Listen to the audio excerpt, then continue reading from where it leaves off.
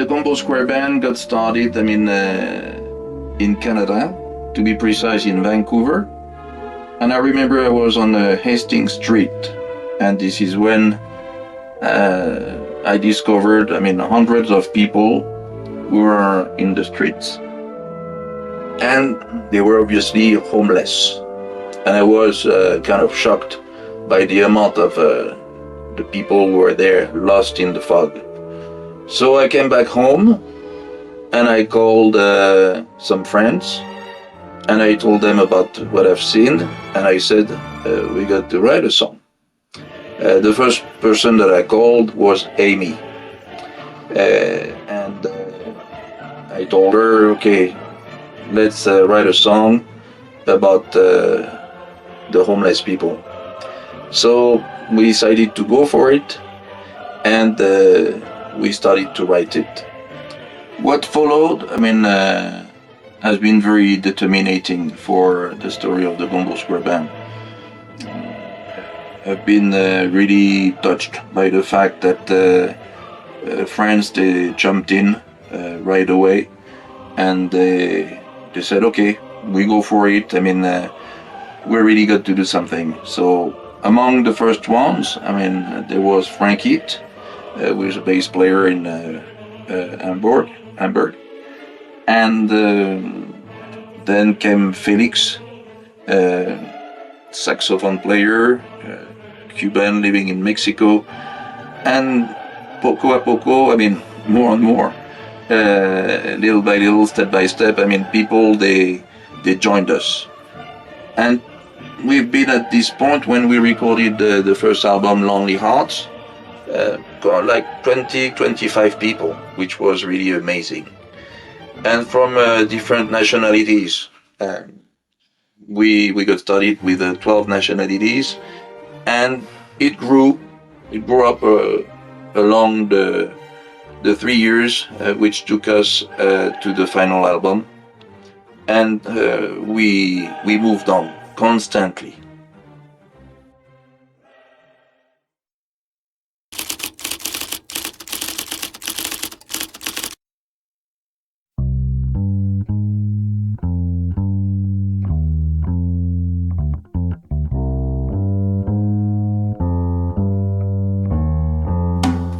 Salut Félix. Hola, ¿cómo estás? Bien, bien.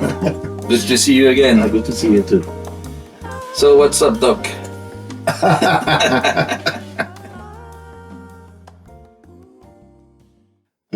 Todo bien, todo bastante bien.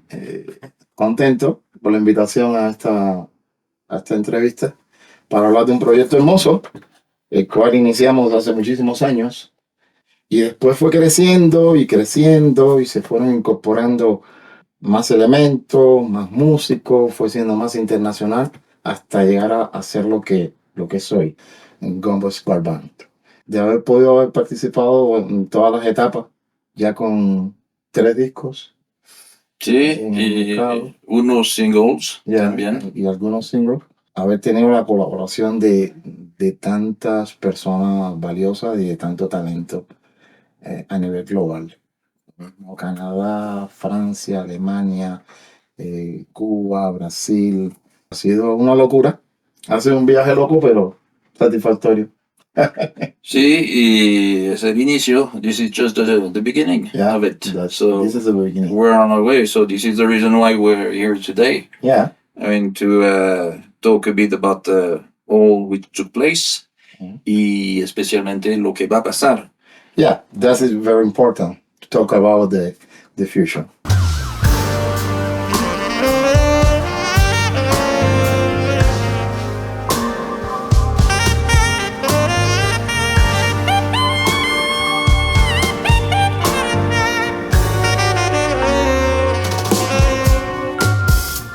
Estábamos trabajando en un disco que se llama Lonely Heart, que fue el primer disco. Actually, es el primer disco de esta banda y así empezamos. Con Lonely Hearts, que fue un proyecto jazz electro lounge. Sí, un proyecto ambicioso. Sí. Yeah. Y grabaste en varias canciones. Yeah. And especialmente diría Lonely Hearts, Yeah. que es la canción donde cantan como 15 cantantes. Sí. Y fue una producción muy grande con we were about 20-25 people on this one. I think so. And the waves, they traveled all over the world. Yeah. And it's crazy. And landed in Mexico. Yeah. So this is where we did the editing. And then they came back to Germany. Germany with Frank, our friend Frank, in Hamburg. Frank, si tu me regardes, salut mon pote. And I remember that this is when you've been really a key player in the Gumbo Square band and I'm very thankful for that. You introduced a lot of musicians, Cuban musicians living in Mexico. And I remember the first one that I met was Julio Barro. Yeah, exactly. And this is when we decided to record the song Good Times Bad Times. Yeah. And I remember we were the three of us talking about this. And in the beginning, I remember that the topic was and is still a bit controversial. Yeah. You've got to get ready to run. Eso me acuerdo de Julio y de nuestra cita a los tres. Exactamente, Julio fue la primera persona que yo invité a este proyecto y él accedió y grabó la canción, la parte que se escucha en español, de Good Time Bad Time. De hecho, él grabó esta parte y el rap, hay como un rap en esa parte. Sí, me acuerdo, él hizo el rap también. Yeah, él adaptó esa parte. I remember that he played the piano part. And write the letter in Spanish. We talked about the topic itself. Good times, bad times. Como en español, buenos, malos tiempos. And we were talking about the fact of going for it or not, talking about the Cuban, American, US relations. Exactamente. And after having talked for a while, we decided that it was good to talk about it, but in a peaceful way. Yeah. Me acuerdo que cuando grabamos esa canción había cierta tensión. Sí. You remember that? Yeah. There was a lot of tension. I remember that time between Cuba and US. We were wondering if it was the right step to make. Yeah. Because of course, the situation was particular, and we needed a duet. Yeah. Because Julio was the Latino voice. Yeah. So he was somehow, representing the cultural background from Cuba. The Latino side of the song, but we needed the other side, and this is when we thought of Amy. Exactamente. Y Amy puso la parte femenina en esta canción y creo que el resultado fue increíble. A pesar de haberlo grabado en different parts. Yes. Amy grabó en Germany, en Frankfurt. Y Julio grabó acá en México. Pero el resultado es increíble cómo pudieron compenetrar las voces y ahí está el resultado de esa canción y el resultado de todo el disco, porque después de eso pues vinieron muchas más personas. Fue la primera canción. the album is called Only Heart, but Good Times, Bad Times could be the title. Exactamente. Exactamente. It was the starting point. Yo pensé que se iba a llamar así, Good Time, Bad Time. Good Times, Bad Time, yes. O de CD. Ahí, yo pensaba que así era como se iba a llamar. Pero la canción de Lonely Heart tiene una carga sentimental y el clip de esa canción tiene un sentido muy fuerte. Si ves el clip, está ahí exactamente, refleja, hay una gran relación entre el clip y la canción. Y me acuerdo que cuando grabamos esa canción, Lonely Heart, hablábamos sobre esas personas que están en la calle. Me acuerdo que hablábamos de eso, que esas personas que están en la calle olvidadas y que si no es por este tipo de proyectos y este tipo de clip, pues nadie hace nada. Entonces siempre hablábamos de que era una manera también de mostrar esto que de alguna manera tenemos que erradicar. But it was another topic which was important to talk about in this album, about the homelessness, Exactly. and the situation unfortunately didn't get better. The second point with Lonely Hearts, which was important, was to really through this song, to show what was the Gumbo Square band was about. That means not a typical band of 4 or 5 pieces member, Yeah. That was, we were already like 25, 30 people at that time. Now we're almost like 40, 50. And this is where, we came up with this song where each singer performed a line. And that was concerning the editing, not the easiest one, because to please everyone, especially the singer, to keep everybody in balance there, to have the right spot, was not that easy. But finally, it turned out to be good, especially with the musicians that we know, like Gerd, Frank, and I forget for the moment other guys, because if I have to start to make the list, this is going to be like the credit of Jurassic Park. Yeah. So there are a lot of people. So yeah, and we went on, and Venus and Mars, I remember. Yes, Venus and Mars, una de mis canciones preferidas. Recuerdo una vez que estábamos juntos y pusiste la canción y yo escuchaba y decía, ¿quién es el saxofonista que grabó esa canción? Y tú me dijiste, ¿eres tú? Yo decía, no remember that part, but because it's a lot of time and we record a lot too. Got this feeling making me happy inside. Gonna take a walk and try to ease my mind.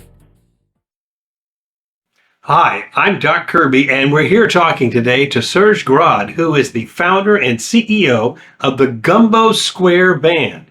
Why is there such a great diversity of genres in the Gumbo Square Band that each album is very different? When Lonely Hearts got finished, which is a jazz lounge electro Latino album, we were wondering, okay, what are we going to do? Second, third, fourth, Lonely Hearts, we could have stayed, in this mode. But no, we took a completely different direction with Le Chemin de Damas. Le Chemin de Damas was much more, world music oriented.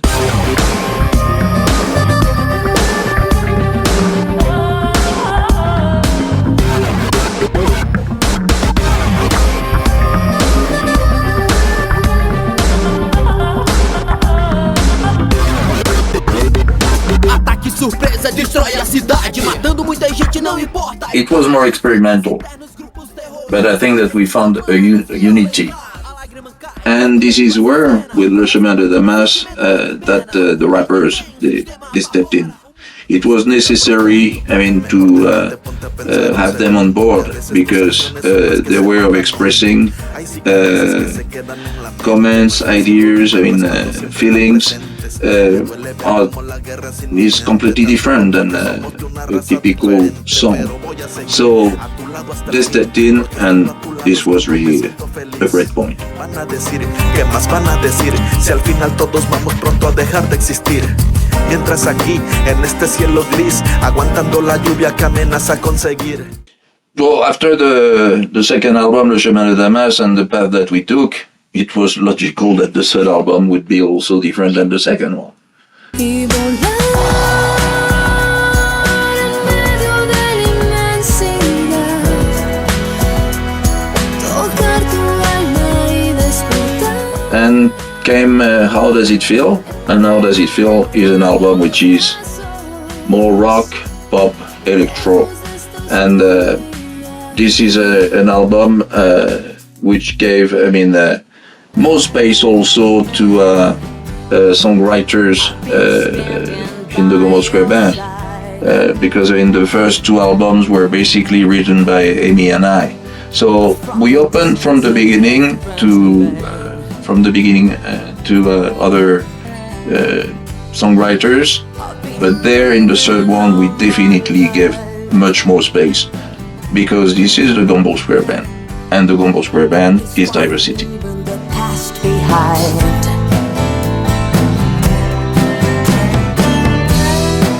There's a storm and there's a dawn. Pour toi, quels sont les ingrédients qui définissent la essence de ta musique? Voilà, une très bonne question. Quels sont les ingrédients qui définissent le Gumbo Square Band?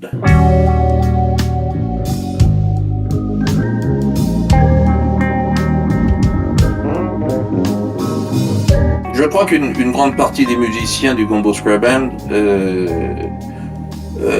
se sont trouvés à un moment donné dans leur vie de musicien, enfant, adolescent ou un peu plus tard, se sont trouvés dans une situation donc où ils ont flirté avec le jazz.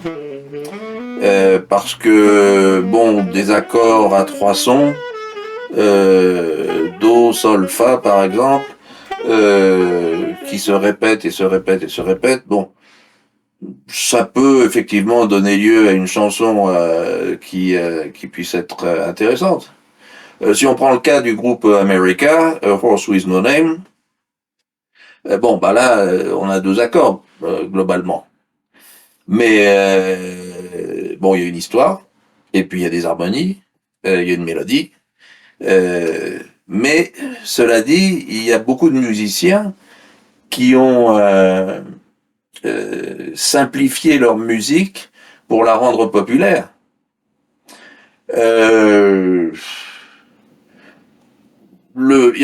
Si on prend le cas par exemple de batteurs comme Charlie Watts ou encore Phil Collins, on sait très bien aujourd'hui que c'était des musiciens je parle surtout pour Charlie Watts qui nous a quittés. Charlie Watts était un de ces musiciens qui adorait le jazz. Phil Collins a joué pendant de longues années dans des big bands. Donc, je crois que le jazz est déjà un terreau pour les musiciens, en tout cas du Gumbo Square Band, pour beaucoup d'entre eux. Ça, c'est un premier ingrédient.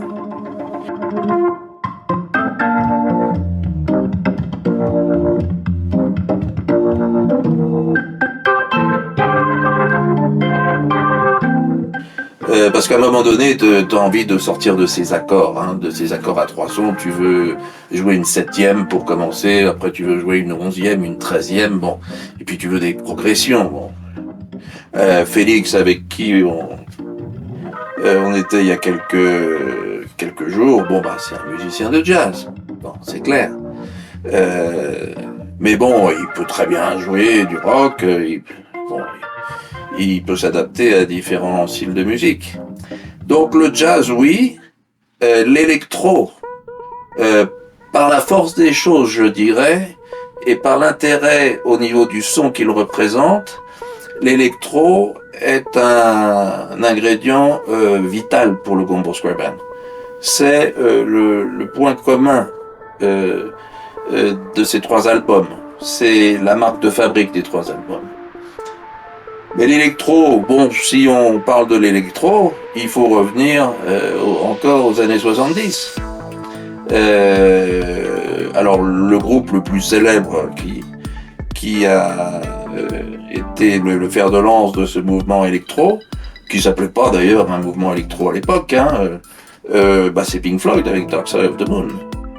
Mais il y a eu aussi des groupes moins connus, comme Tangerine Dream, et puis un autre musicien allemand qui s'appelait Klaus Schulze. Eux ont été les pionniers de l'électro. Après, bon, l'électro a dérivé quelque peu vers un nouveau courant musical qui a donné lieu à la nouvelle vague des années 80. C'est le groupe allemand Grad. Donc, l'électro est un ingrédient important dans le groupe aussi. Et puis après, évidemment, il y a le troisième ingrédient qui est lié aux différents héritages culturels de chaque musicien venant d'horizons différents. C'est sûr que un musicien cubain, il n'a pas le même héritage musical qu'un musicien allemand. Donc c'est ça aussi qui fait la différence. Why did you choose to have different languages on the albums? We wanted to go beyond borders, not only musically, as we spoke earlier with the WAV, the digital recordings, but also with the language. And we thought that because of the diversity of people involved in this project, we had, on the linguistic level, to open doors to different cultural background. So there we have many songs in English, of course, quite a lot in Spanish, and step by step, we're going to Portuguese and lately French. So this is also a particularity, something which is, I would say, kind of unique.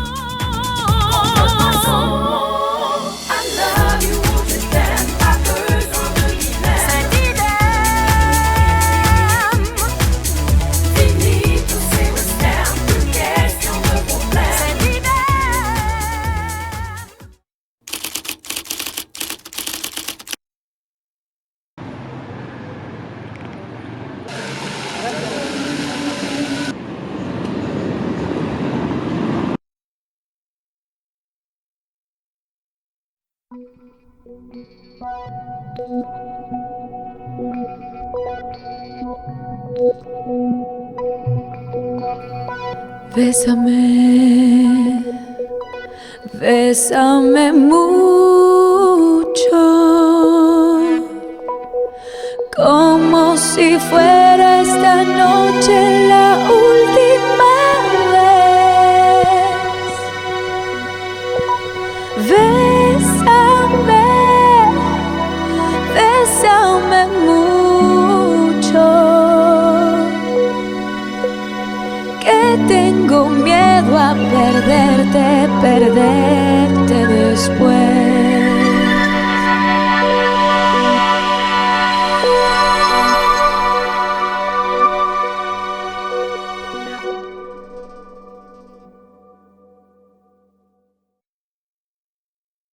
So how did you combine the technology and the musicians in order to produce the sound that is the Gumbo Square Band?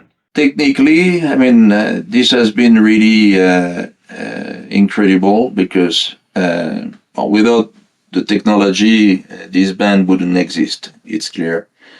All the musicians that I mentioned,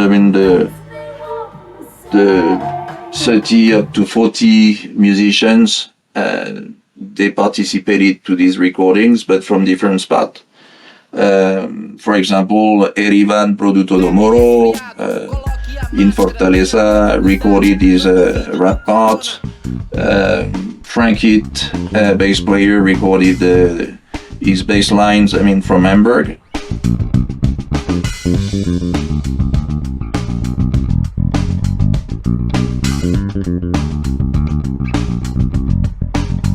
So you're gonna ask me, how does it work? In fact, everything was set in such a way that we got started with drums, bass, like to build up a house, you need the foundation. I was receiving these waves, which are basically what we could call recordings, and I was storing them in the editing machine that I have here in Mexico. And step by step, the others stepped in with guitars.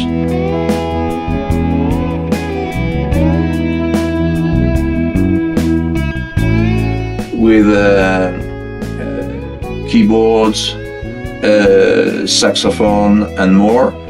And all these tracks, were stored in the machine here in Mexico. From the point on that all these waves have been stored, came the editing. So this is the part where you choose what you're going to feature. And this is like a puzzle. This is how you really build the house, the song. This has been a very passionate and interesting moment, and very determinating, because this is like editing a movie. You really got to make sure that you're gonna feature the right musicians at the right moment, and to make it be exactly the way you want it to be. And then comes the very last stage. Once the house is built, if I may say, once the song is structured, it is time to mix the song, and it's time to master it. Then we got several options in the Gumbo Square band, which is really fantastic. And at that time, the person who has been in charge of these mixing and mastering was Pascal Mondin, sound engineer, I would say, even more than a sound engineer, a producer, because he participated to the productions like if he was a musician. So he understood really right away what was required there, what we thought of. He caught the flavor of the song and the songs, and even the album. And he created not only, a sound for each song, but a sound for the album. Pascal played a major role in the production of the Gumbo Square band, definitely. And I'm really thankful for what he did. He took a lot of his time, to dedicate it to this production. So thanks a lot. There are other people who participated to this part of the production, like Frank Hit in Germany and Erivan Produto do Moro in Fortaleza, Brazil.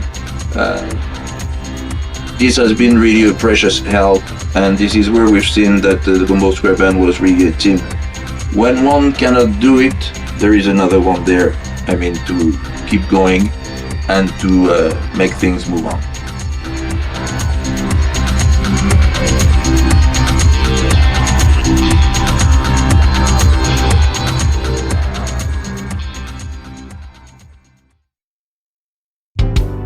Some people live for The Genevieve came to collaboration with us, and she refreshed a lot. Yes, She refreshed with his voice, with her voice is incredible. She understood very, very quick She's was about this project, and she say, okay, I go there. Yeah, and no sé si se dice en español, pero Geneviève tiene corazón. Yeah, She's really involved with sí, what sí, she sí. performs. Canta con el alma. Yeah, and, as you said, she understands very fast. Yeah, She catches Yes. the flavor of the song. exactly. And Rain, I mean, she made it be like it was supposed to be, very soul, Yeah. borderline R&B. But everything means nothing if I ain't got you, yeah.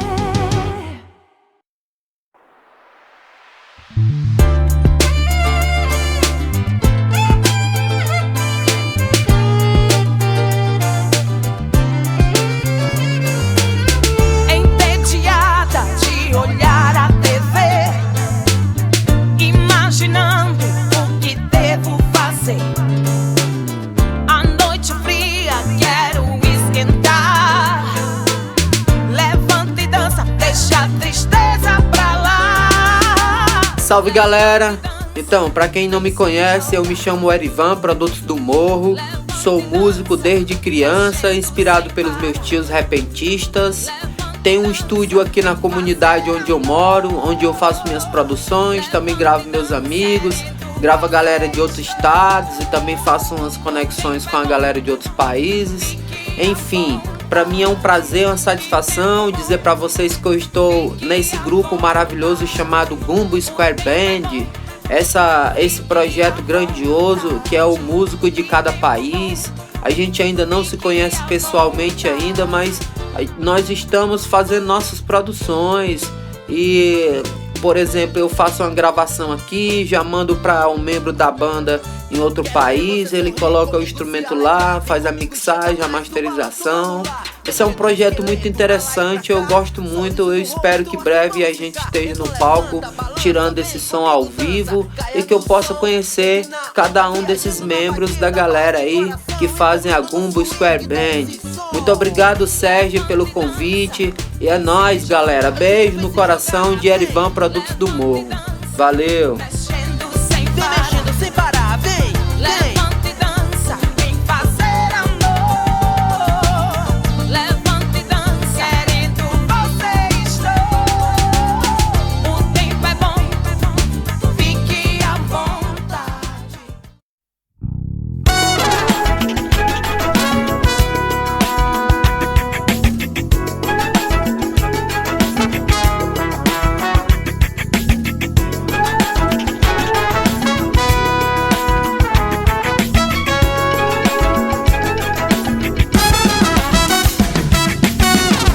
Never thought I would ever get over you.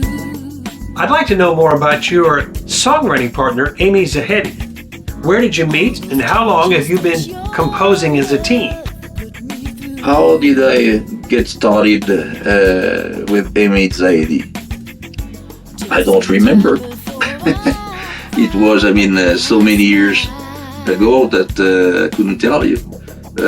But she's really a fantastic songwriter.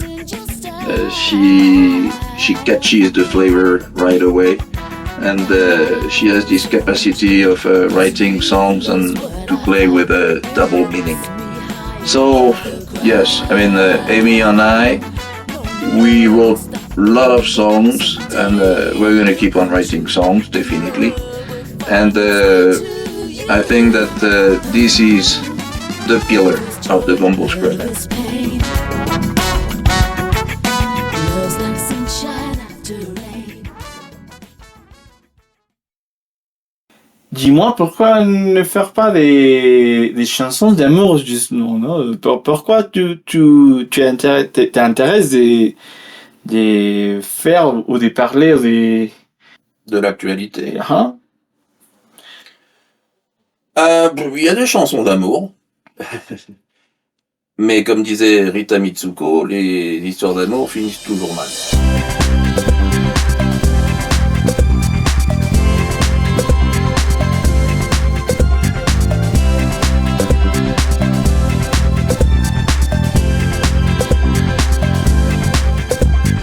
donc il y a des chansons d'amour. Bon, il y a une chanson qui a une saveur disco 70, des années 70, donc c'est un peu un voyage dans le temps. Et cette chanson s'appelle Nobody But You. Il y a aussi It's Time to Let You Go, bon, qui est une chanson qui est très triste. La troisième chanson, c'est Rain. Rain in My Heart. Moi, j'aime les chansons d'amour. S'il n'y en a pas beaucoup, c'est parce que l'actualité est dense. Et que ce qui a été à la source de ce projet, c'est avant tout des questions sociales.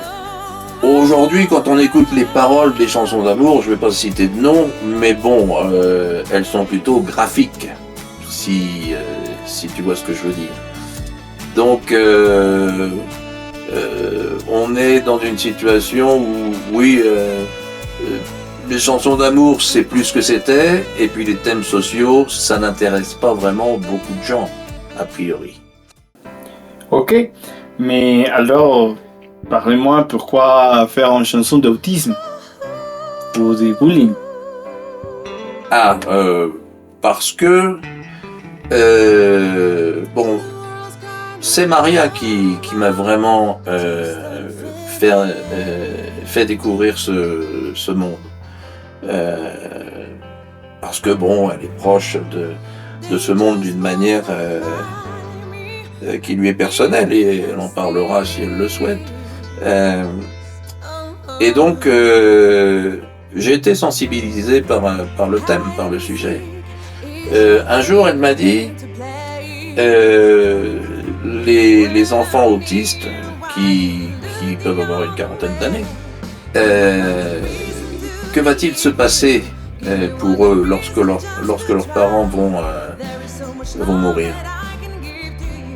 Et là, je me suis dit, attends, là, il y a quand même quelque chose à faire, parce que des gens qui sont soi-disant dits normaux, ils ont les dispositions et les armes nécessaires pour pouvoir continuer leur vie. Bon, ils se marient, ils ont des enfants à leur tour, pour la plupart d'entre eux, pour un grand nombre. Et bon, ils continuent à vivre. Mais un enfant autiste qui a une quarantaine d'années ou une cinquantaine d'années et qui se retrouve seul, sans ses parents, qu'est-ce qui lui reste? Donc,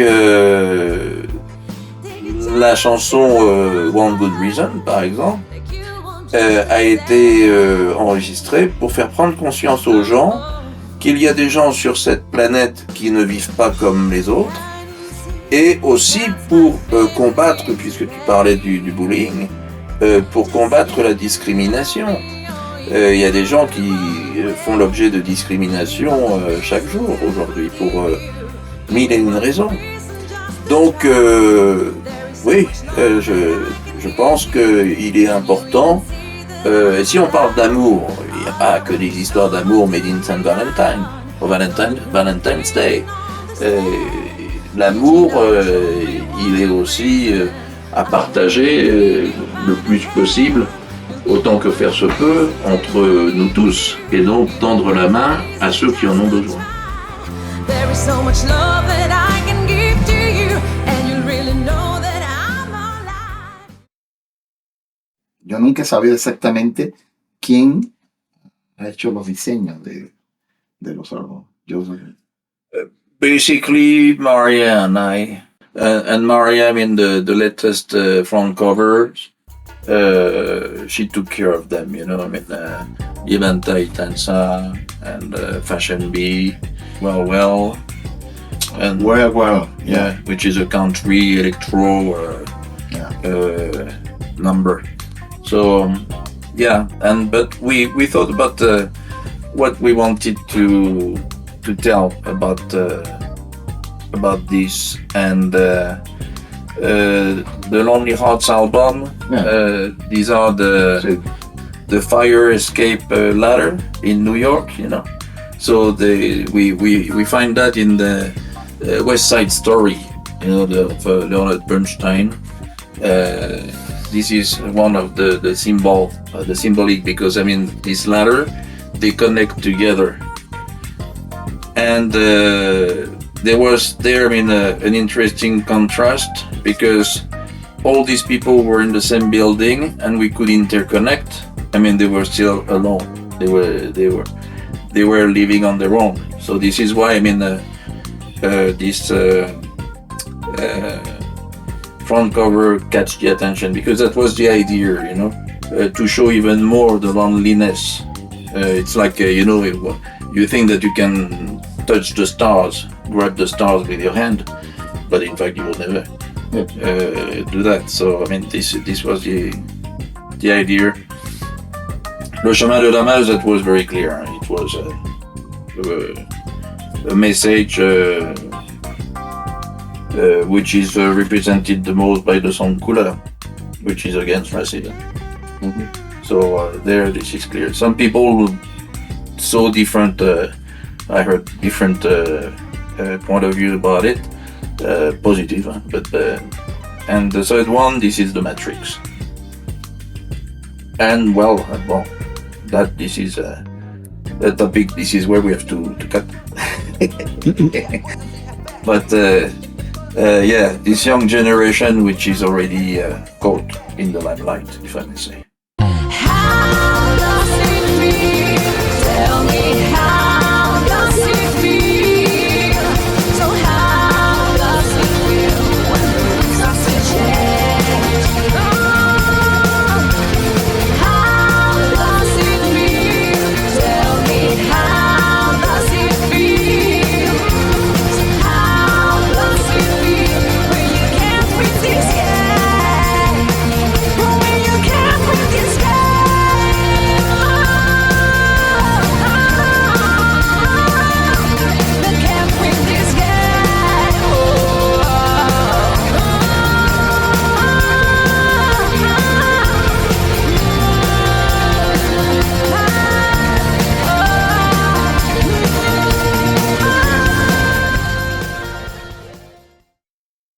Hola, ¿qué tal? Mi nombre es Jen, soy cantante y compositora y bueno, formo parte de este maravilloso grupo de Gumbo Square Band, donde se reúnen diferentes artistas de diferentes partes del mundo, se hablan de diferentes temas sociales, de amor y desamor, como la que hicimos Serge y yo, que se va a partir. ¿Qué les puedo decir? Yo estoy feliz, estoy súper emocionada y ya, cuento los días para que empecemos a compartir esto con ustedes.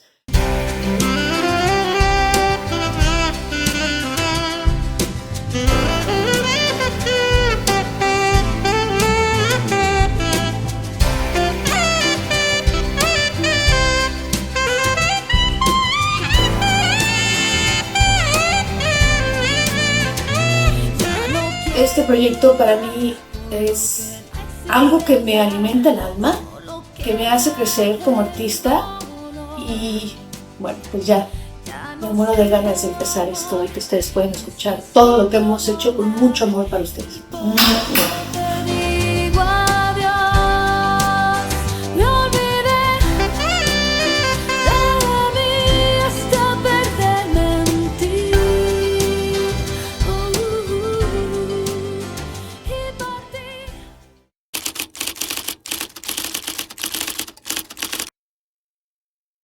Es ist immer schön zu wissen, dass musikalische Projekte einen sehr hohen sozialen Anteil haben können. So auch Gumbo Square Band.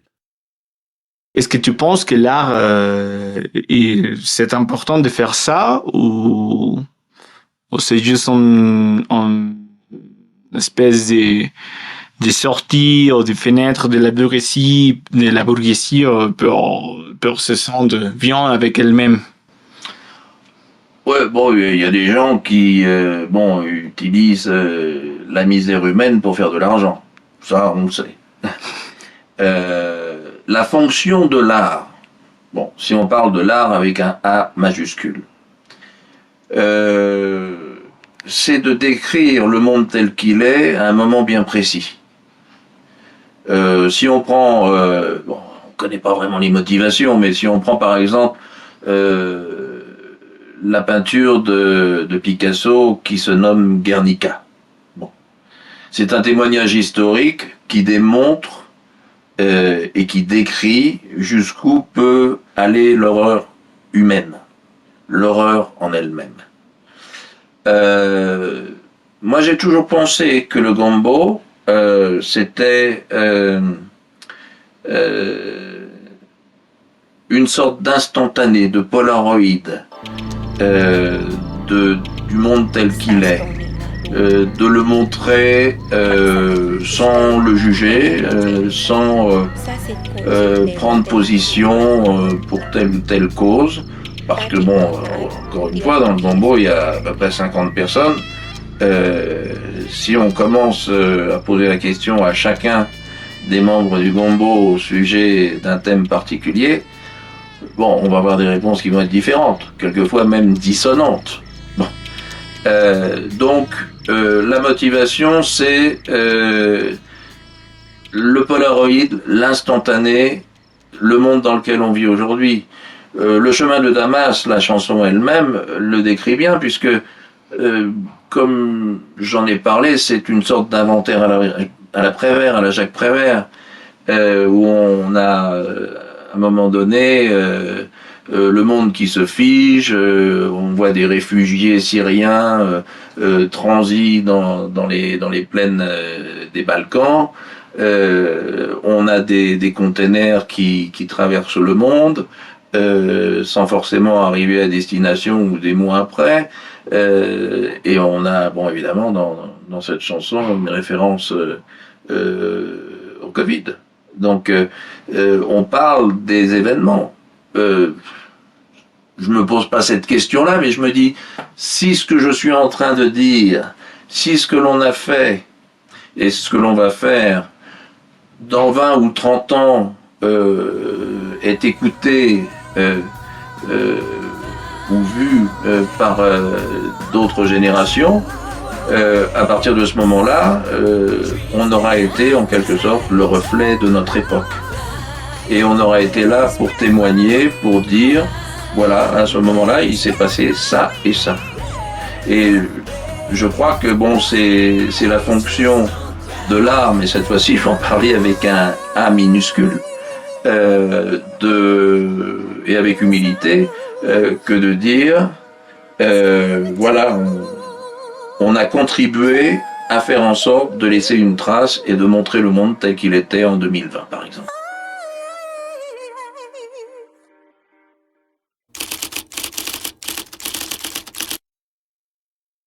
I was introduced to Serge by a good old friend of mine. He showed me his projects. We came into his studio.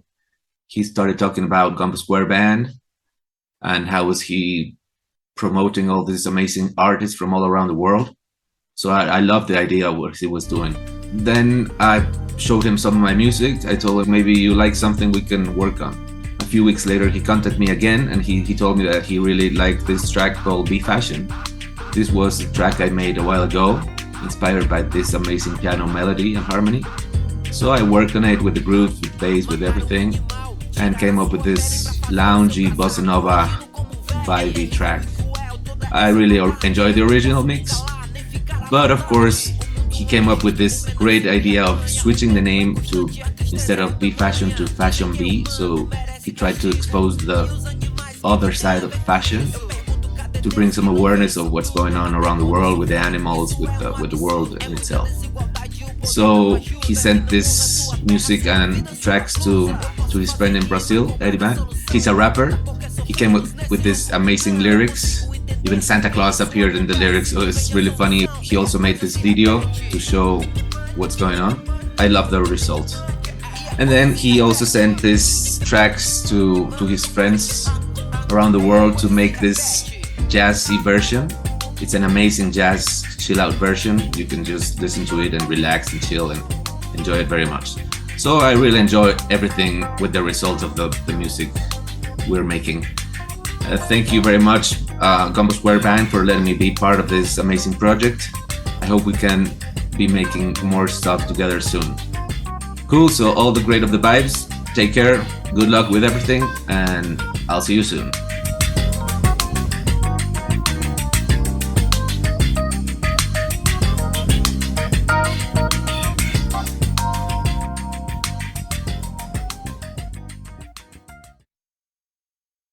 Serge, what is the state of the music industry these days, and what is it like for emerging artists like the Gumbo Square Band? The music industry, changed considerably.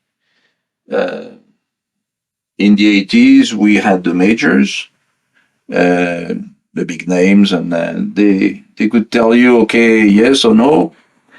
They had the capacity and the power to decide if you would be in or out. So most of the time, that was like, don't write us, we will write you. We will write to you. So one tend to think that the past was better in general, not particularly with music. In that case, I'm not that sure that it was that fantastic and that great for musicians. I'm saying this because a lot of people are complaining about the way it is nowadays, and that with these new platforms, the musicians don't have so much right. But if you go back 20, 30 years ago, without the platforms that we know, your clips would have never existed. Your songs would have never been played on the social network, or any platform. Today, you have this opportunity. So okay, this is interesting. This is good. You don't stay, home with your cassette. Lost in a drawer. But is it ideal? This is another side of the story, and this is the other side of the coin. Today we are in a situation where we have to choose basically between two options. On one side, we've got Spotify. On the other side, you've got Bandcamp. The philosophy is completely different. To start with, Spotify talks about audio, when Bandcamp talks about music. I think that this is a very important point, because it shows and defines the concept and the philosophy, I would say, of these two platforms. So if we compare both, on one side, Bandcamp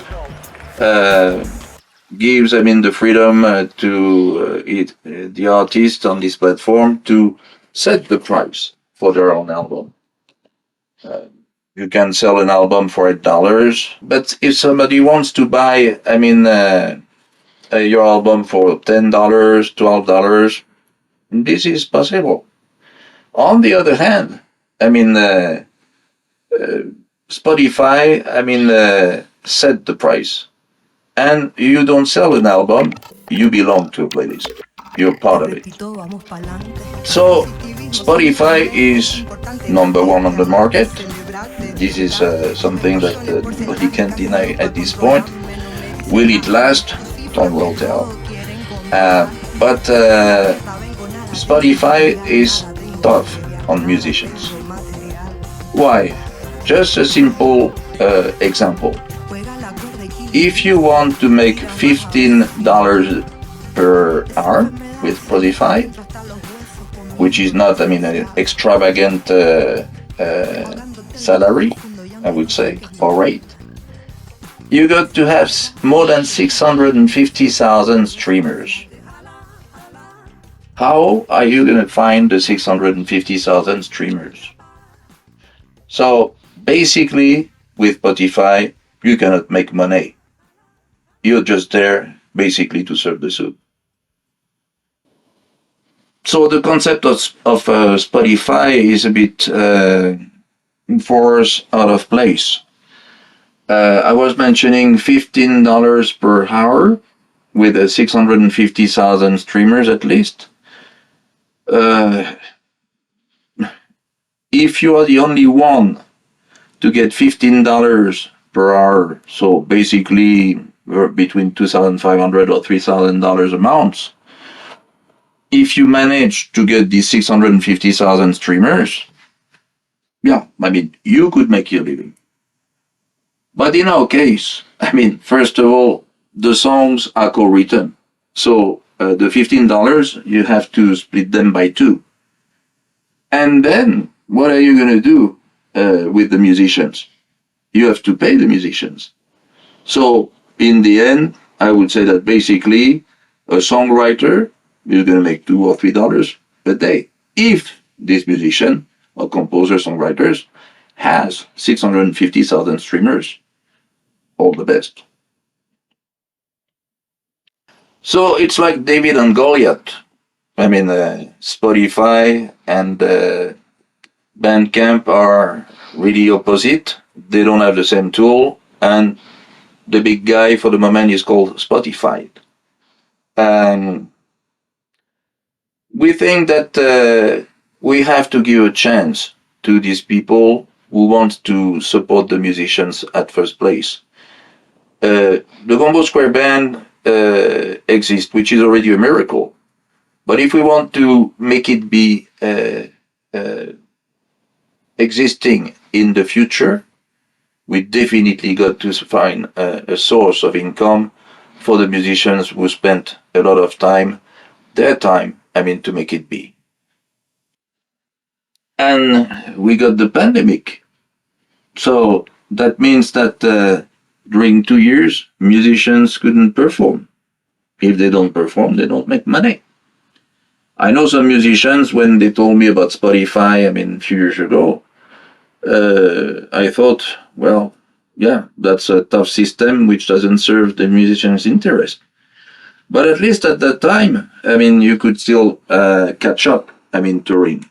And the money that you couldn't make with a platform of that kind, you could make it performing. But when, I mean, everything shut down, what's left for the musicians? You cannot tour, you don't make any money, and you don't make money on these platforms. So, this is the question. What can you do? How do you survive? And if you have family, I mean, how do you feed this family? Just as simple as that. So, yeah, it was really natural, I mean, for the Gumbo Square band to decide to go for Bandcamp, because we talked about our commitment for helping people, like homeless, for example. So we had also to make a decision to help musicians and to give to the musicians what they deserve to have, and to consider them as people who take already a lot of risk in their lives. I mean, having chosen this profession, we can call it a profession. But yes, it's very important to be aware of the fact that we have, I mean, to go back slowly but surely, I mean, to a system which could serve them as they deserve it.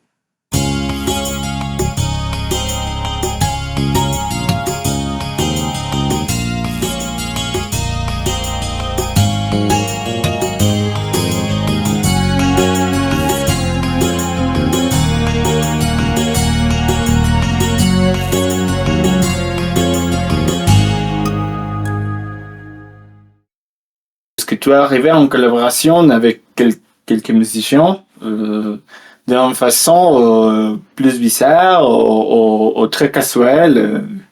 Je l'ai rencontré dans un bar, on a parlé ou... Ah, ok, ou, ok. Oh, Oui, il y a une rencontre qui s'est faite par le biais de Maria Specht, et cette rencontre a été plus que particulière, parce que bon, c'était au cours de l'anniversaire du Junior's Farm, qui était un endroit près de Nashville où Paul McCartney et les Wings ont préparé l'enregistrement de l'album Venus and Mars. Maria s'est rendue à cet anniversaire parce qu'elle connaissait l'ex-batteur de Paul McCartney qui jouait à cette époque-là, Geoff Britton. Alors bon, quand elle m'a annoncé qu'elle partait à Nashville pour voir Geoff Britton, j'ai dit wow, là ça devient vraiment quelque chose de très particulier parce que les Beatles ont joué un grand rôle dans ma vie de musicien, ça c'est clair. Et donc elle est partie à Nashville, elle a rencontré Geoff Britton et elle a demandé à Geoff Britton si Geoff voulait participer à un enregistrement pour le Gumbo Square Band. Et la chanson en l'occurrence est One Good Reason, qui est une chanson dédiée à l'autisme. Geoff a dit tout de suite oui, yes. Donc un jour, Maria me dit bon, il y a Geoff qui voudrait parler avec toi. Et bon, on discute et il me dit bon ben voilà, moi je suis en Espagne, je peux enregistrer différentes parties de batterie. Je dis parfait. Et à la fin de la conversation, il me dit bon, ce que tu n'aimes pas, tu me balances à la poubelle. Alors bon, je dis ok, bon d'accord, pas de problème, merci beaucoup, thanks a lot, Geoff, merci. On va digérer ça et puis on va attendre. Et donc une semaine ou deux après, j'ai reçu les enregistrements, les prises de Geoff. Il en avait enregistré 20, donc il avait vraiment mis tout son cœur et son énergie pour réaliser cet enregistrement. Et puis bon bah je me dis, comme je le fais à chaque fois avec tous les musiciens du Gumbo, bah je vais commencer à procéder à l'editing. Et je me retrouve à sélectionner des pistes. Et dans le cas de figure, de mettre à la poubelle ce qui me plaît pas. Et bah, je vais pour éditer, couper. Et au moment où je suis prêt à couper, je me dis attends. Là, tu es en train de couper une partie de batterie d'un musicien qui a joué avec Manfred Mann, qui a joué avec Paul McCartney et les Wings, et qui fait partie de l'histoire du rock. Et je me suis dit, qu'est-ce que je vais faire là? Et en une fraction de seconde, je me suis dit, bah, je vais faire la même chose que ce que j'ai toujours fait avec le Gumbo et les autres membres du groupe. Et puis donc, boum, j'ai coupé et j'ai gardé ce qui était le mien.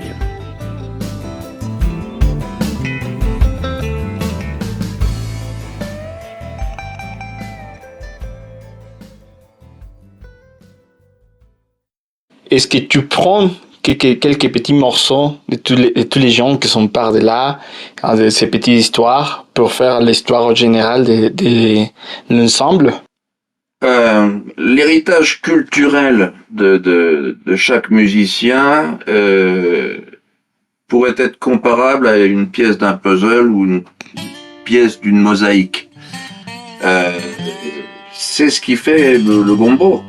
Et donc, évidemment, bon, chaque musicien a la possibilité de s'exprimer comme il l'entend. Et ce sont toutes ces petites pièces du puzzle qui font qu'à un moment donné, bon, on a un son, quelque chose qui se passe entre les musiciens. Et le plus extraordinaire dans tout ça, c'est que ces musiciens-là ne se sont jamais rencontrés pour la majorité d'entre eux. Il y a vraiment très peu de musiciens qui se sont rencontrés ou qui se sont croisés.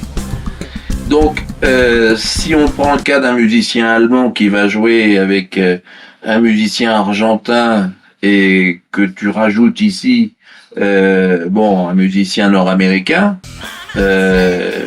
alors là, bon, effectivement, tu te retrouves dans une situation où c'est comme être dans un laboratoire. Tu vas ajouter une goutte de sulfate, une goutte d'un autre produit, etc. Et à un moment donné, ça pète. Donc là, il se passe quelque chose. Il y a une réaction chimique.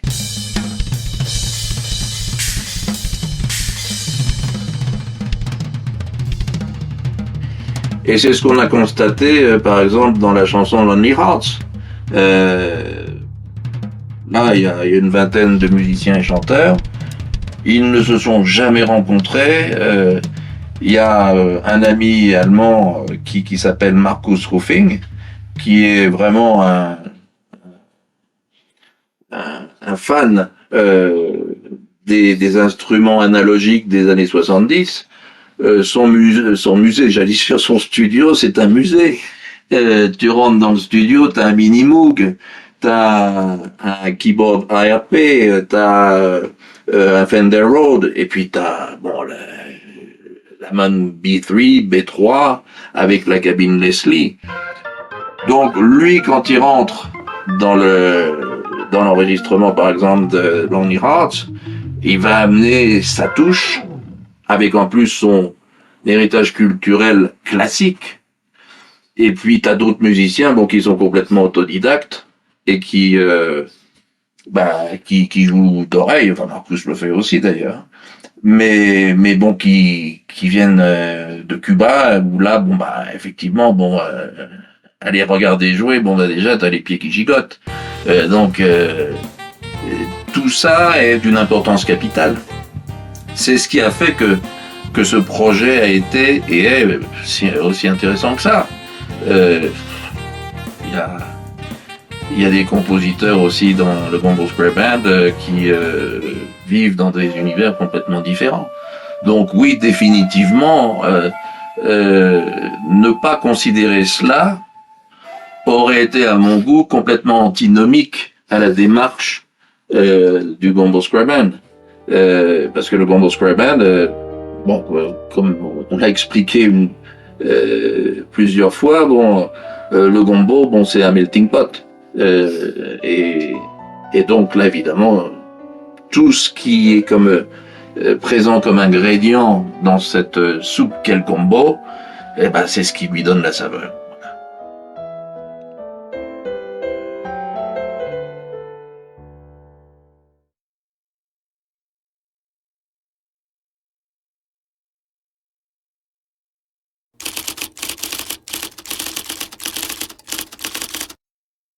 Hi, my name is Maria Spate.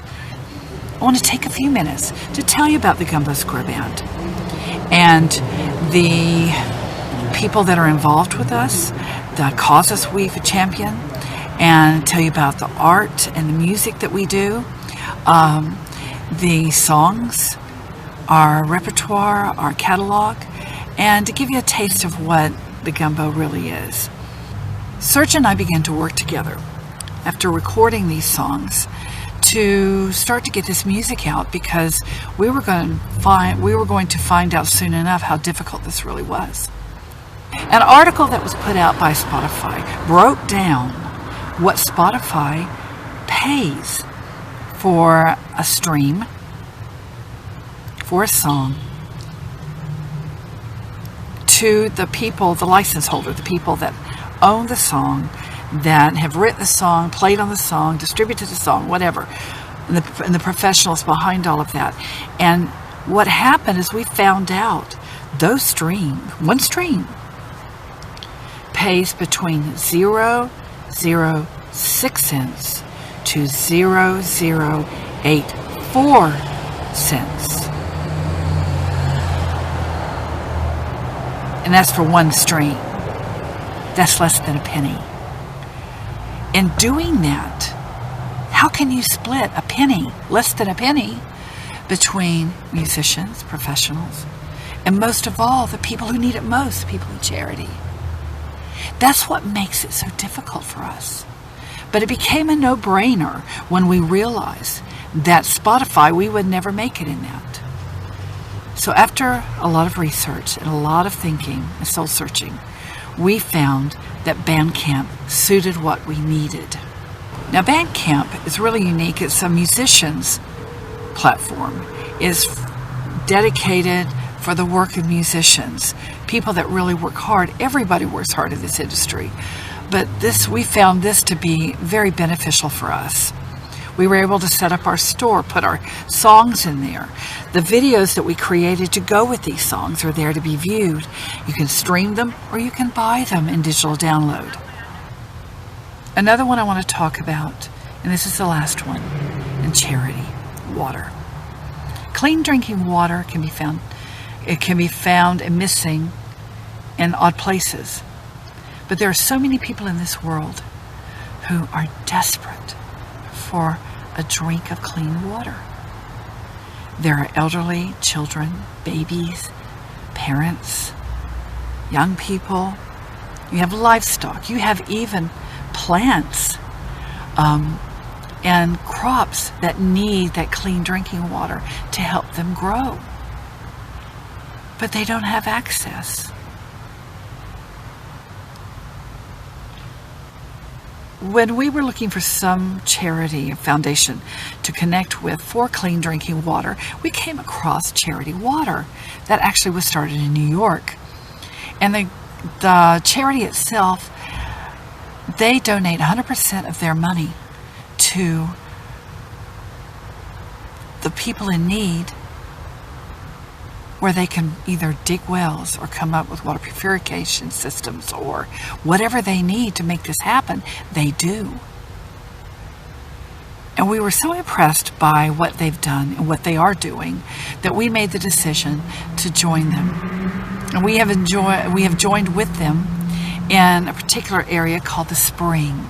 There are people, whether they're single people, birthday parties, whatever, weddings, or even bands like us, they can get together and they can donate money to help raise money for those who are thirsty in this world. Through Charity Water, they have found that $40 will provide drinking water for one person. For those who are poor and can't afford the water, it's difficult. And I know the world is in a difficult place.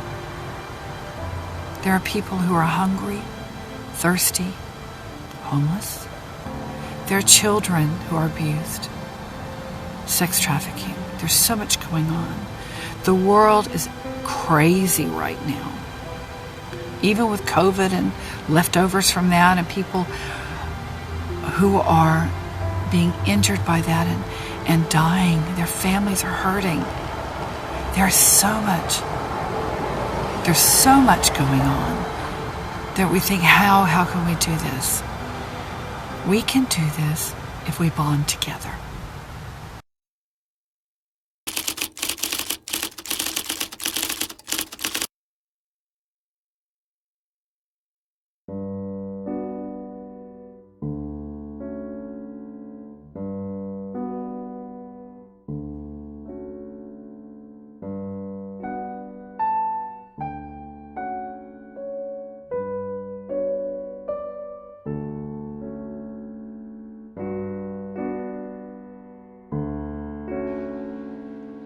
Être le reflet d'une époque, d'un moment donné, qui est microscopique dans l'histoire de l'humanité, serait déjà, je veux dire, plus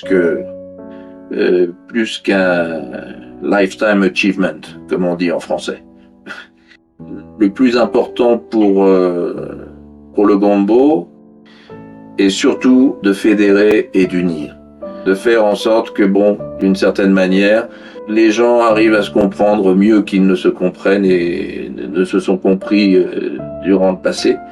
Et ça, si on peut amener avec humilité encore ce grain de sable pour faire que demain soit meilleur qu'aujourd'hui, oula, ce sera déjà magnifique.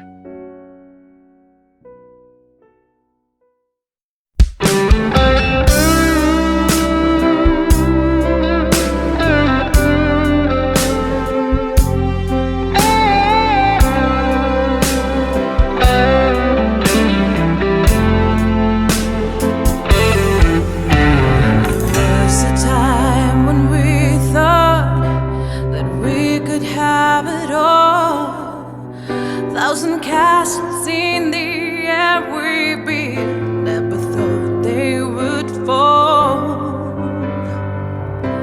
Oh, I remember when we were dancing through the night. We were feeling so much passion till the early morning light. That was so long ago. Life has changed so silently. Even though we try to hold on, we can lose the magic key. So don't say you love me, don't say you swear. If your heart is not on fire, if you can't feel it there, so don't say you need me. No, it ain't so. This is gonna break my heart, but I guess it's time to let you go, let you go.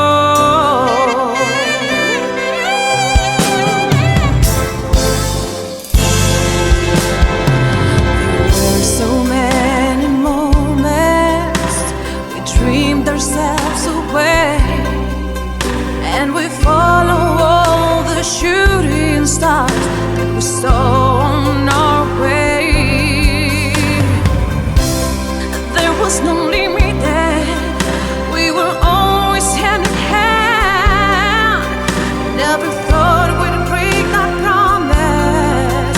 No, we wouldn't see the end.